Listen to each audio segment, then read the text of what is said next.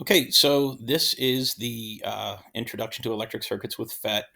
I'm going to go through some of the answers for you on this. I didn't type all the answers in here because it would have been a little difficult for you to interpret and it would take forever to type them in. I'm just going to skip through this introductory part. Hopefully, you read that and understood it. Explaining how to measure voltage, explaining how to measure current, things of that nature. And then here we had to create a circuit using one battery, one bulb, and one switch. So there it is to the right-hand side over here. And I gave an explanation as to why these values are correct. It's a 9-volt battery. What that means is there's 9 volts of potential difference available. There's 9 volts of energy per unit charge. This is a 10 ohm resistor. If you use Ohm's law, you would take this 9 volts divided by 10 ohms, and that would tell you that there's zero 0.9 amps of current. A good way to look at that is that the voltage should equal the current times the resistance. The more conceptual way to look at that is relating the current to the resistance and the current to the voltage. The more voltage, the more current, the more resistance, the less current. Right, so that's the initial setup for that. The next one says have 3 bulbs, where when one switch is open, all of them go out. That's where you put them right in a line. There's only one path to go through. So if you break that path, none of the bulbs light. That's called a series circuit. The next one is where you open a switch and only one of the bulbs goes out. That's where there have to be alternate paths. So you can see there are 3 paths for charges to travel through. In this case, when this path is open, when there's no current going through here, these other 2 bulbs stay lit. By the way, if you did watch what happened here, these didn't get any brighter or dimmer when this switch was open. And the reason for that is this side of the battery is connected to the side of all 3 of these bulbs. So if this is a 9-volt battery, all 3 of those bulbs have a 9-volt potential difference between this side of the light bulb and the right-hand side of the light bulb, because that's connected to the other end of the battery. It's like there's 9 joules of energy available per charge as it goes through these wires on the left, and 0 joules of energy as it goes through the wires on the right. So just because you remove this one doesn't mean there's more or less energy available for each one of those bulbs. Right, so that's the way that one would work. Next one, you want to put 4 bulbs in series. There you go. That's what it would look like. And then you had to find a way to make the light bulbs get brighter or dimmer, or not just brighter in this case. So the first one, all I did is I took out a bulb, and these did get brighter. You can see these little lines, the little yellow lines got a little bit longer, so you can see those got brighter. The other thing I did is I threw in this additional wire. I put this wire right here. I still had 4 bulbs, but I just connected a wire across here, and you can see that these got significantly brighter. What I did down here is measured some current and voltage in the original circuit because I wanted to explain why the bulbs got brighter. So it's a 9-volt battery. Like we said, there's going to be a potential difference between this side of the battery and the very last bulb of negative 9 volts. That means that we lose 9 joules of energy per unit of charge as the charge travels through all 4 of these bulbs. And the current as it goes through these bulbs would be the voltage divided by the resistance. So the way that you would calculate that is to add all these together, right? You get 40, you divide 9 by 40, and you get 0.23. It's almost a quarter, right? 10 divided by 40 would be 0.25, or 10 divided by 40. So the 10, sorry, 10 divided by 40 would be 0.25. This is 10 divided by, or 9 divided by 40. So it's a little bit smaller than that.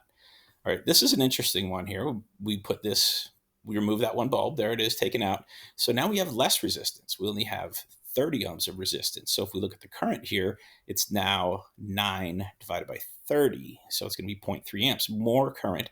Additionally, we still lose 9 volts, but we lose 3 volts here, 3 volts here, 3 volts here. We lose more energy in each one of these things than we did up here, right? Each one of these lost a quarter of the energy available. Each of these is going to lose a third of that energy available. It's a bigger change in energy, a bigger drop in potential. So they're going to have more energy to transfer into light. Man, I am right now laying down with my leg up in the air and my phone's on the other side of the room blowing up. So I'm sorry about that if that's a distraction in the background. All right, here's the last one I did. You see that I took this wire and just dropped it across here, and it increased the brightness of the first 2 bulbs. If I come down here, I could measure the voltage and current here. This voltmeter is measuring from the very beginning of the battery, right? As it goes through here, current goes through here, goes through one bulb, goes through another bulb. And you can see when it gets to this point, it's lost all of that 9 volts of energy per unit of charge. The drop from here to just that point is going to be 9 volts. Now, you might think I'd have to go through here to get to a drop in 9 volts. And you don't have to. And here's the reason why. If you look at this other voltmeter I set up, it's connected from this side of the light bulb to this wire, which is connected directly to the other side of the battery. So remember that this battery is going to add 9 volts of energy, which means you have 9 volts of energy when charges leave the battery.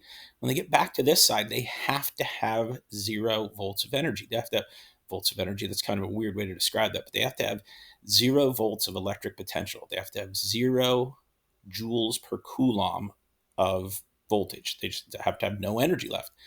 So if that's the case, if there's no energy here, then there's no energy here, there's no energy here, there's no energy here, and there's no energy here. So there's no way that there's going to be any voltage, any electric potential available here. So as the charges get here, they will have lost all their energy, and they would go back to the battery. Here, these charges would be all at the same electric potential. That's the reason this bulb doesn't light. The reason it doesn't light is that this wire, this wire, this wire, all of those wires are all at 0 electric potential. So they're not going to light. All right, the very last thing that I did is I set up this circuit. You guys had some really interesting ways to do this. I set up this circuit to have different brightnesses, right? I have different brightness. This is the most bright bulb, second most bright, and then these two tie for third. And you might be able to figure out why this works this way. If you look at this voltage, you'd have to lose some voltage here, you'll lose voltage here, here, and then return to the battery. Now, all the charge has to go through this first bulb, right? Every bit of the charge has to go through that. And then the charge splits between these two branches, comes back together, and goes back to the battery. So I'm going to show you some measurements here and see if this helps you understand why those are different brightnesses. Right, so when we get to this point right here, I'm measuring from one side of the bulb to the other. Even though this is connected over here, it's really just one side of the bulb to the other. So this light bulb loses 5.4 volts of electric potential. It loses 5.4 joules of energy per coulomb. What that means is there are 3.6 joules per coulomb left.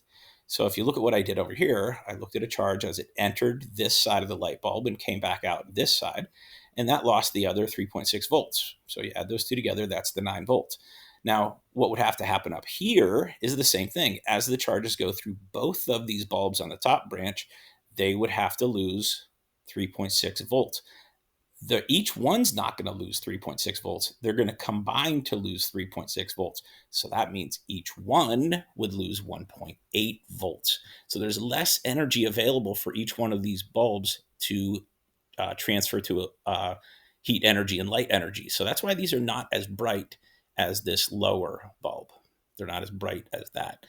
So you can see that's the way that that's going to be set up. The other way to look at this is that the reason this first bulb is the brightest is that all of the current in the circuit will go through that bulb. Every bit of the current, only some of the current goes through here, 0.36 amps. Only some of the current goes through here, 0.36 amps.